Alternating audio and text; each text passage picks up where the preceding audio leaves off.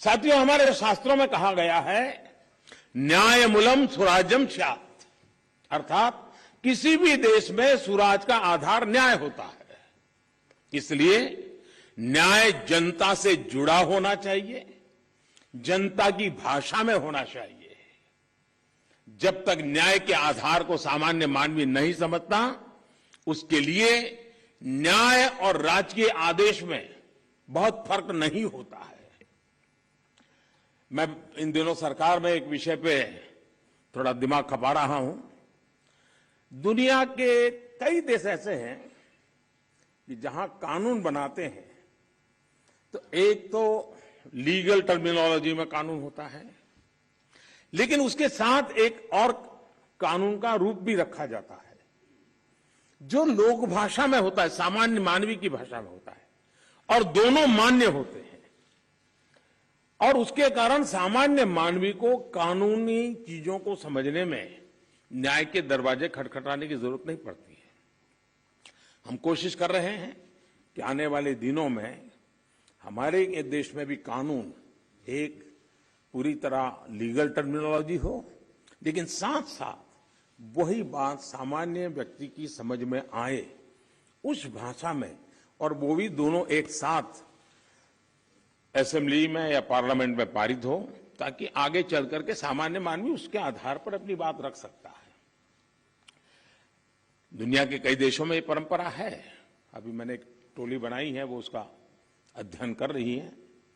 साथियों, हमारे देश में आज भी हाई कोर्ट्स और सुप्रीम कोर्ट की सारी कार्यवाही इंग्लिश में होती है, और मुझे अच्छा लगा सीजेआई ने स्वयं ने इस विषय को स्पर्श किया। तो कल अखबारों को पॉजिटिव खबर का अवसर तो मिलेगा अगर उठा ले तो।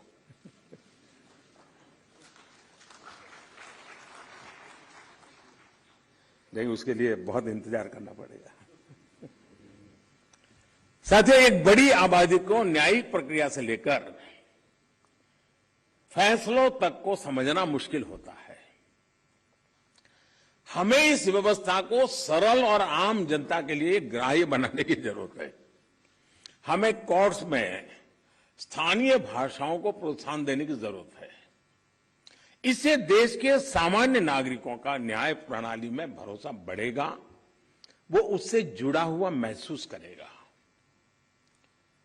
अब इन समय हम एक कोशिश कर रहे हैं कि टेक्निकल एजुकेशन और मेडिकल एजुकेशन मातृभाषा में क्यों नहीं होना चाहिए। हमारे बच्चे जो बाहर जाते हैं, दुनिया की वो भाषा कोशिश करते हैं पढ़ करके फिर मेडिकल कॉलेज की, तो हम हमारे देश में कर सकते हैं। और मुझे खुशी है कई राज्यों ने मातृभाषा में टेक्निकल एजुकेशन, मेडिकल एजुकेशन के लिए कुछ इनिशिएटिव लिए हैं।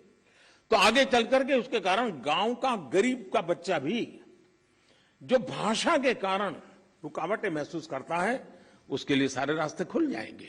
और ये भी तो एक बड़ा न्याय है, ये भी एक सामाजिक न्याय है। सामाजिक न्याय के लिए न्यायपालिका के तराजू तक जाने की जरूरत नहीं होती है। सामाजिक न्याय के लिए कभी भाषा भी बहुत बड़ा कारण बन सकती है। साथियों, एक गंभीर विषय सामान्य आदमी के लिए कानून की पेचीदगियां भी है।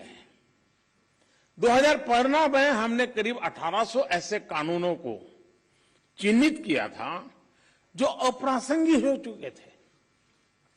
इनमें से जो केंद्र के कानून थे, ऐसे 1450 कानूनों को, 1450 कानूनों को हमने खत्म किया। लेकिन राज्यों की तरफ से केवल 75 कानून ही खत्म किए गए हैं।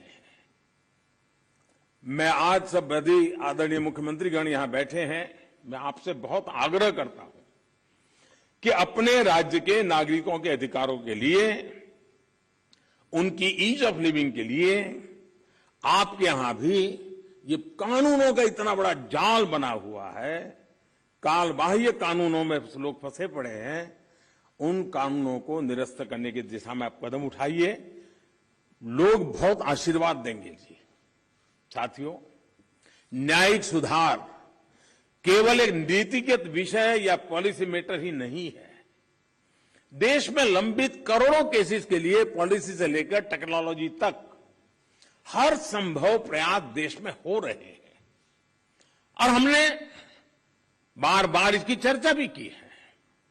इस कॉन्फ्रेंस में भी आप सब एक्सपर्ट्स इस विषय पर विस्तार से बात करेंगे ही, ये मुझे पर विश्वास है। और मैं शायद बहुत लंबे अरसे तक इस मीटिंग में बैठा हुआ हूं, शायद जजीज को ऐसी मीटिंग में आने का जितना अवसर मिला होगा उससे ज्यादा मुझे मिला है, क्योंकि मैं कई वर्षों तक मुख्यमंत्री के रूप में इस कॉन्फ्रेंस में आता रहता था। अब यहां बैठना मौका आ गया है तो यहां से आता रहता हूं, तो एक प्रकार से मैं इस महफिल में सीनियर हूं।